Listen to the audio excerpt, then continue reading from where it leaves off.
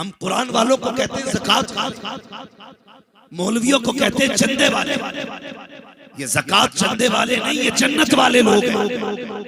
और ये कब पता चलेगा? जब क़यामत में अल्लाह हुक्म देगा, फरिश्तों जी रब्बे जलील मेरे कुरान वालों को लेके आओ। वो कहेंगे या अल्लाह, आदम से लेकर के आखिरी पैगंबर तक सारे नबियों की उम्मतें जमा, इतनी भीड़ में कैसे पता चलेगा कुरान वाला कौन है? कुरान का कारी किसी के बिल्ला भी नहीं है, किसी के बैच में नहीं लगा, किसी के लिखा भी नहीं, कलाई में कुछ नहीं, पट्टी भी नहीं लगी है, कैसे पहचाने? रब फरमाएगा सूंघना, जिसके मुंह से मुश्क की खुशबू आ रही होगी वही मेरे कुरान का पढ़ने वाला। सोचो तो सही, जिस मैदान महशर में अपना पसीना इतना बदबूदार होगा, अगर एक बूंद जमीन पर डाल दिया जाए तो उसकी बदबू से बंदा बेहोश हो जाए। ऐसे बदबू के माहौल में जिसके मुंह से मुश्क की खुशबू आएगी वो कुरान वाला, वो कुरान वाला होगा। इसलिए इज्जत करो कुरान वालों की, कदर करो कुरान वालों की, प्यार करो कुरान वालों से। शबे कदर आने वाले, शबे कदर आने वाले। एक मैसेज बड़ी तेजी से वायरल हो रहा है। मैसेज क्या है? माफ कर देना, जिंदगी में कोई खता हो गई। चल रहा है ना, लोग मांग रहे हैं ना माफी। हैरत की बात है, जो बंदा दुनिया से माफी मांग रहा है उसने अपने घर में अपने बाप से माफी नहीं मांगी। उसका भाई उससे घर में नाराज है और ये सोशल मीडिया पे छोड़ रहा है। माफ कर देना, कभी दिल दुखा हो जिससे कभी वास्ता न पड़ा उसके आगे गिड़गिड़ा रहा है। और जिस बाप ने तुझे लुक में करके खिलाया, जिसने तुझे नजर नजर बढ़ा दिया, जिसने पलक पलक तेरी परवरिश की, उस बाप से माफी मांगने की फुर्सत क्या करोगे? ऐसे मैसेज डाल करके जिसमें तुम जमाने में तो अपनी शराफत दिखाओ और अपने बाप से माफी मांगने की फुर्सत, अपनी माँ से माफी मांगने की फुर्सत। हम सोशल मीडिया पे भी इसलिए मैसेज डालते हैं ताकि लोगों की नजर में हम पसंद हो जाए। यार घमंड नहीं है इसमें सोशल मीडिया पे माफी मांगना, तकब्बुर नहीं है इसमें सोशल मीडिया पे माफी मांग रहा है। और यार दुनिया वालों से माफी ना मांग, पहली जिम्मेदारी तेरी है। पहले अपने बाप को देख, कहीं वो तुझसे नाराज तो नहीं है। माँ को देख, कहीं इसका दिल तो तुझसे टूटा हुआ नहीं है। बहन को देख, कहीं वो तेरी वजह से आंसू तो नहीं बहाती है। भाई को देख, कहीं तेरी वजह से वो नाराज तो नहीं है। पहले इस पूरे परिवार को देख। हमारी कौम दुनिया में तमाशा करती है लेकिन कभी बाप का ख्याल नहीं आता, कभी माँ का ख्याल नहीं आता। अगर कहा जाए जवान बाप को राजी कर ले, कहता क्या करूं मौलाना, मेरे बाप माफ नहीं करते हैं। नादान तूने बाप को जाना रखी है। बाप के सीने में जो दिल है बज़ाहिर ये देखने में सख्त है लेकिन अंदर से बड़ा नर्म होता है। अगर तुझे लगता है तेरा बाप तुझे माफ नहीं करेगा, मेरी बात लिख ले, आज की रात चला जाना। तेरा बाप बिस्तर पे लेटा हो, आंख बंद हो, सो रहा हो, उसके पैरों की तरफ बैठ जाना, आहिस्ता से तलवे पकड़ के दबाने शुरू कर देना। जब तू पैर छुएगा तेरे छूने के एहसास से बाप उठ के बैठ जाएगा। जैसी उठेगा तुझे देखेगा, कहेगा क्या बात है बेटे, इतनी रात को क्यों बैठा है? कहना बा माफी लेने आया हूँ, ये तू जुमला कह देना, फिर आंखों में झांक के देखना, खता तेरी होगी। बाप रोता नजर आएगा, गलती तेरी होगी, आंख में उसके आंसू होंगे। आगे बढ़ के सीने से लगा के कहेगा रखते जिगर, तूने आने में देर कर दी है, मैं तो तेरे आने से पहले तुझे माफ कर चुका।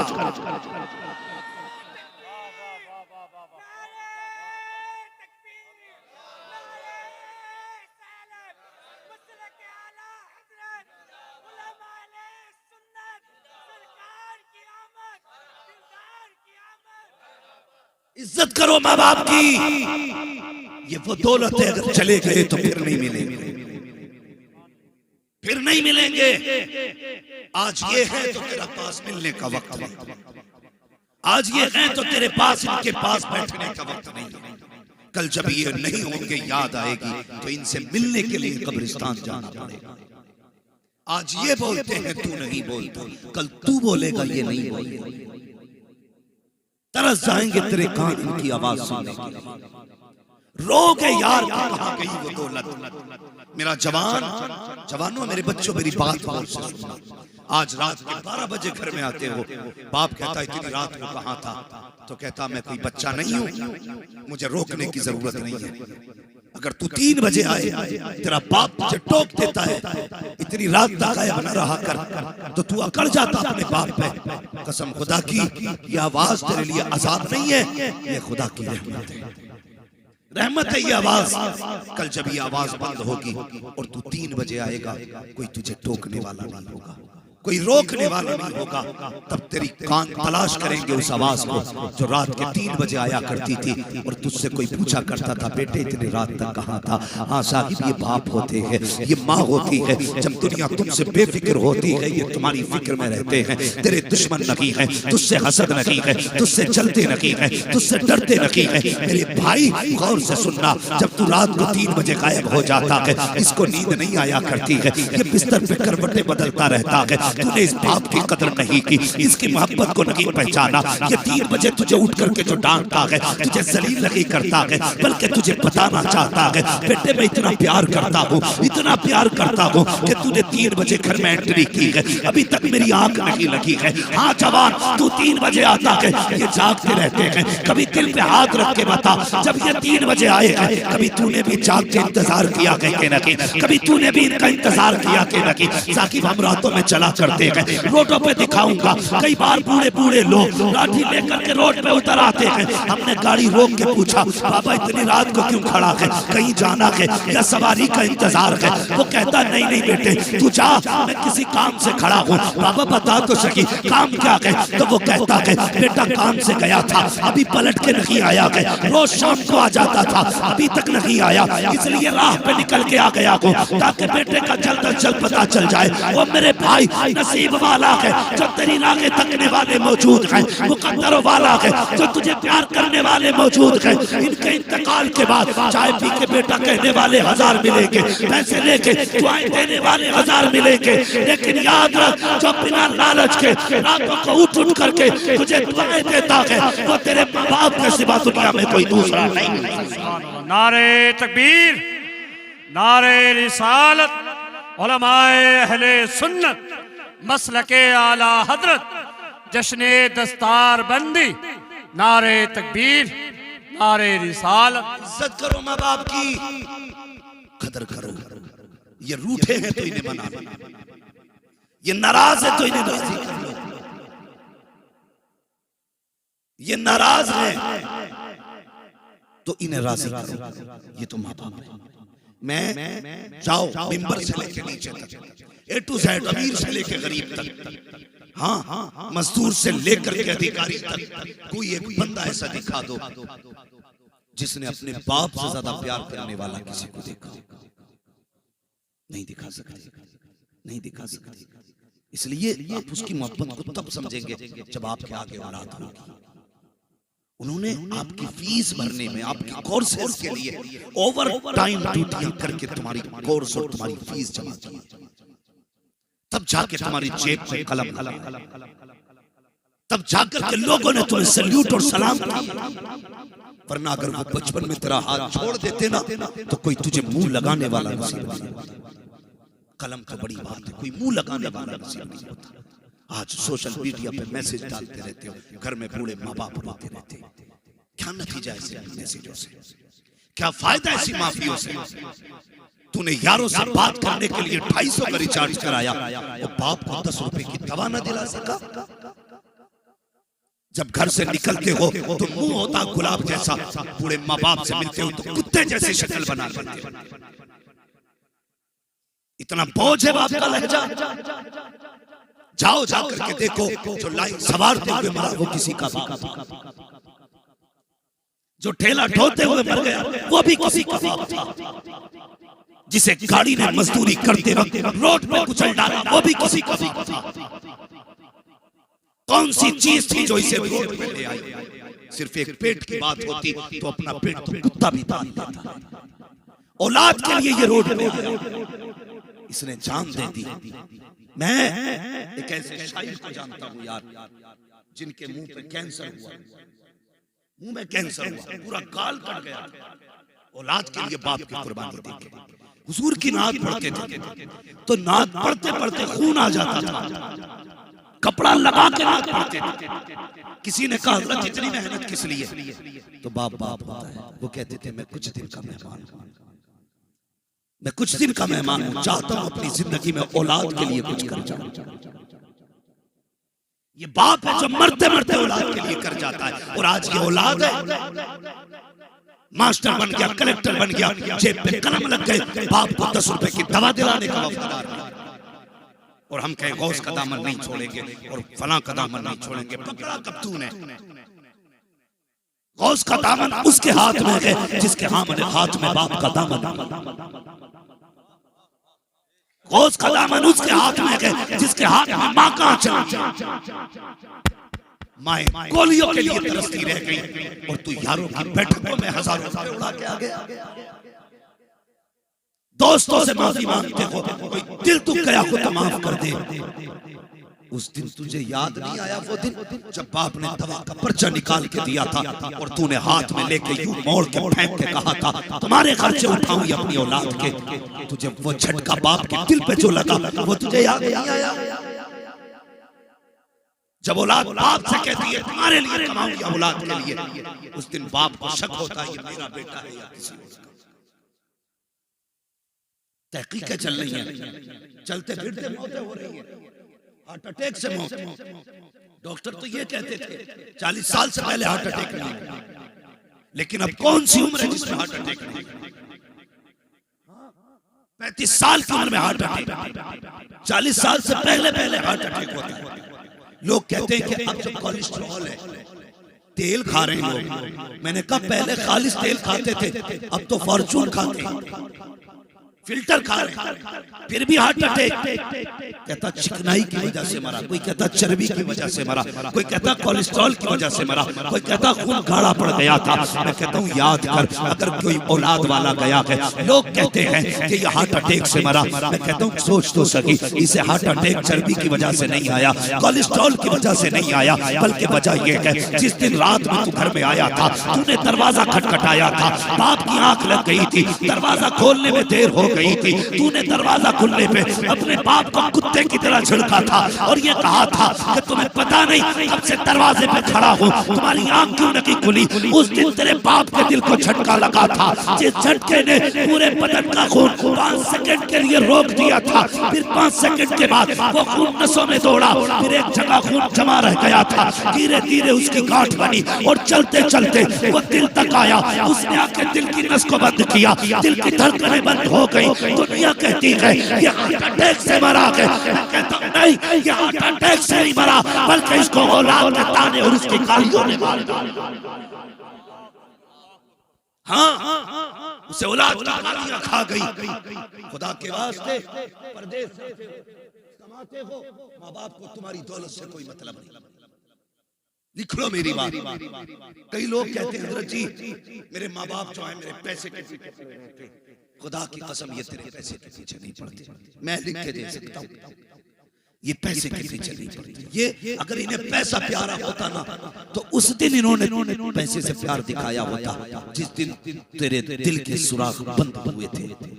तब डॉक्टर ने कहा था 10 लाख लगेगा, एक बाल पा जाएगा। इसने उस दिन अपनी जमीन बाप दादा जायदाद बेच के तेरे दिल में बाल डलवाया था। उस दिन इसे पैसा प्यारा नहीं था। लोग कहते मेरी बीवी से जलते मेरे माँ बाप, अगर ये चलते तो खुदा की कसम तेरे सेहरे वाले दिन जितनी खुशी तेरे बाप को होती है उतनी खुशी तेरे किसी यार जलते तो तेरा निकाह ही नहीं करते, ये तेरा गला दबा के मार देते, ये चलते नहीं। एक जवान कहने लगा मुझसे तकलीफ क्या है माँ बाप को जानते हो? एक जवान खुद कहता मुझसे, कहता हजरत मैं कुछ पूछना चाहता हूँ। मैंने कहा पूछ।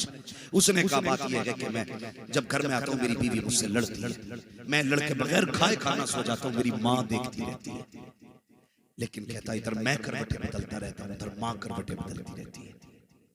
जब सुबह उठ के मैं काम पर बगैर खाए जाता हूँ ना मेरी माँ रोती है, वो चाहती है कि रात रात के खाना खिला देना चाहिए, लेकिन मेरी बीवी की गालियों की वजह से मेरी माँ मुझे उठाने नहीं आती।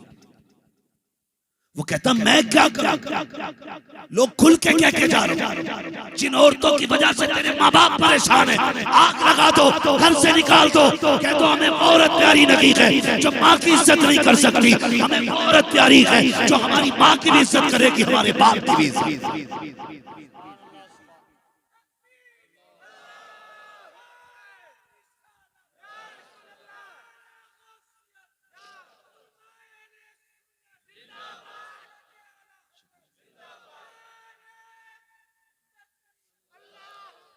माँ क्या होती है? मेरे हुजूर की ज़ौजा उम्मुल मोमिनीन हज़रत खदीजतुल कुबरा रज़ियल्लाहु ताला अन्हा। ये कौन है?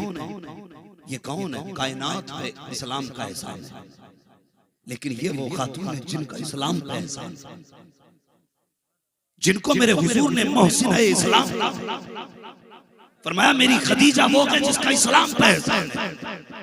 मैं उन औरतों की बात नहीं करता जिनकी रात भी सीरियल के आगे गुजरती हो, जिनका दिन भी टीवी के आगे गुजरता हो। मैं उस माँ की बात करता हूँ जिसने इस्लाम पे एहसान किया। जब हुजूर के निकाह में आई थी तो आपके कपड़ों में सोने के तार पड़े हुए थे, लेकिन जब दुनिया से जाने का वक्त आया था तो आपके कपड़ों में 16 पैबंद लगे हुए थे। वो खातून जिसको मलका अरब कहा जाता था, उसने सारी दौलत इस्लाम के लिए लुटा दी। वो खातून एक दिन ना हुजूर की रिजाई अम्मी, सगी अम्मी नहीं, रिजाई माँ, वो माँ नहीं जिसने पैदा किया, वो माँ जिसने दूध पिलाया, हुजूर के घर आ गई। उम्र 60 साल। हजरत हलीमा सादिया आई ना तो हजरत खदीजतुल कुबरा की दौड़े लग गई, कभी इधर से उधर, कभी उधर से उधर, हाथ बांध के खड़ी हो गई। मेरे हुजूर ने फरमाया खदीजा बैठती क्यों नहीं हो? बैठती क्यों नहीं हो? ये पूछा हुजूर ने। उम्मुल मोमिनीन हज़रत खदीजा कहती हैं या रसूल अल्लाह आपकी माँ आई है। आपकी, जोर से बोले, आपकी बीवियों से डरते हैं क्या? झूठ मत बोलो, डरते तो सभी होंगे, मगर मेरी बात क्या कहती है खदीजतुल कुबरा? हुजूर आपकी माँ, आपकी माँ आई है, मैं इसलिए खड़ी हूँ कहीं ऐसा ना हो हजरत हलीमा पानी का हुक्म दें और मुझे उठने में देर हो जाए। इस डर से खदीजा बैठी नहीं कि हजरत हलीमा के हुक्म पे उठने में देर ना हो जाए। ये सास का आज तो अगर माँ बेटे को आवाज दे बेटा उठ के जाए, कहां जा रहे हो? इसकी तो आदत है टटराने, ये तो भौंकती रहती है। मेरी बहन, मेरी बेटी, जिसके कदमों में तेरी जन्नत है ना, इसकी जन्नत तेरी सास के कदमों के नीचे। ये याद रख, इसकी जन्नत तेरी सास के कदमों के नीचे। तो माँ को दुख रहता है बेटे की सेहत का, उसे दुख रहता है बेटे की जिंदगी का। बेटों की भी जिम्मेदारी है वो माँ बाप को राजी करें। ऐसी रात आने वाली है जिस रात में अल्लाह बनु कल्ब की बकरियों की तादाद की बालों की मिकदार में गुनाहगारों की मग़फ़िरत फरमाए। मगर याद रखिए माँ बाप के नाफरमान इस रात में भी नहीं बख्शे जाएंगे। कुछ भी हो, कुछ भी कर लो, माँ बाप नाराज है तो बख्शिश नहीं होती। पहले माँ बाप को राजी करो, उसके बाद अल्लाह तुमसे राजी, उसके बाद अल्लाह तुमसे राजी। आएगी इबादत की रात, लोग एक दूसरे से कहेंगे आज रात भर जागना, इसलिए कह रहा था कि मेरे जागने का लिए गवाह हो जाए। हाँ, हमारे कई सारे नौजवान गाड़ी का यूं एक्सीलेटर खींचेंगे, इलाके का कोई कब्रिस्तान नहीं जहां चक्कर न मार के आए। क्या मतलब है रत जगह का? यही कि हुर हुर करनी है पूरी रात, एक रकात नहीं पड़ी, टंकी फुल कराई, एक्सीलेटर खींचे जा रहे। क्यों? कि जाना चाहिए मज़ारों। कभी ये भी सोचा क्यों जाना चाहिए? सिर्फ चक्कर लगाने का हुक्म इसलिए कि जाओ कब्रों को देखो और अपनी मौत याद करो, इसलिए कब्रिस्तान जाना चाहिए। कब्रिस्तान जाओ, अपनी मौत याद करो और फिर रो रब के आगे, मालिक वो भी दिन आना है, एक दिन मैं भी मनो मिट्टी नीचे आऊंगा, लोग मुझे भी दफना के पलट जाएंगे। अपना भी कोई कब्र पे नहीं रहेगा, अंधेरा होगा। अगर तेरे महबूब ने चेहरा मेरी तरफ ना किया तो क्या बनेगा? हाँ, लहद में इश्क़ रुखे शह का दाग लेके चले, अंधेरी रात सुनी थी चराग लेके चले। कोई कब्र की तैयारी करे यार, कब्र की तैयारी करे। कोई सच्चा यार नहीं है कब्र का। वो लोग जो कहते हैं ना तेरे बगैर चौराहे पे दिल नहीं लगता, उस वक्त तक चाय अच्छी नहीं लगती जब तक तू दस्तरखान पे ना हो। जो कहते थे तेरे साथ जिएंगे तेरे साथ मरेंगे, तेरी मौत आने की देर है, कोई तेरे कपड़े उतारने तैयार नहीं होगा। जो तेरे गले मिलते थे ना वो तुझे हाथ लगाने तैयार नहीं होगा। हाथ लगाने तेरे उतारे हुए कपड़ों को छूने से डरेंगे। जो तेरे साथ खाते थे, जो तेरा झूठा खा लेते थे, तुझे गुस्ल के लिए हाथ लगाने नहीं आएंगे। तलाश किया जाता है कहां है जो 500 रुपए लेके मैयत में हिलाएगा, कहां है 1000 रुपए लेके इसकी कब्र खोदी जाए, कहां है वो जो इसके कपड़ों को कफन में तब्दील करे। इनकी यारी जो मरने के बाद तुझे छू नहीं सकते, इनकी यारी जो कब्र में रख के पलट नहीं सकते। तेरी कब्र में जाने की देर है, सारे तेरी बिरयानी पे टूट प्लेटों के लिए लड़ जाएंगे, तेरी बिरयानी में बैठे होंगे, भूल जाएंगे किसे डाल के आए हैं गड्ढे में, किसे दफन किया है कब्र में। जब सारे रिश्ते साथ छोड़ जाते हैं तब मदीने वाले मुस्तफा का रिश्ता, तब हुजूर का रिश्ता काम आता है। यारी लगा उनसे यार, कसम खुदा की ये यार यहाँ तक निभाते हैं, मदीने वाले जब यारी करते हैं तो वहां तक सुभान अल्लाह, वहां तक निभाया करते हैं। हुजूर से इश्क करो जवान, हुजूर से वफा करो। किसी से दोस्ती भी होगी तो मुस्तफा की, दुश्मनी भी होगी तो मुस्तफा की। और याद रखिए जो अपने आप को मुस्तफा और खुदा के हवाले कर देते हैं, ज़माना उनके हवाले हो जाया करता है। सच्ची बात बताओ, पैसा बहुत है, दौलत बहुत है, लेकिन हम रब को राजी नहीं कर पाया। जबकि अमीरों के लिए सबसे आसान है अल्लाह को राजी करना। गरीब का बेचारा चिल्ले करेगा, कई कई महीने एहतिकाफ करेगा, तब जाके रब की दोस्ती मिलेगी। और अमीर जितनी जल्दी चाहिए उतनी जल्दी रब को दोस्त बना सकता है।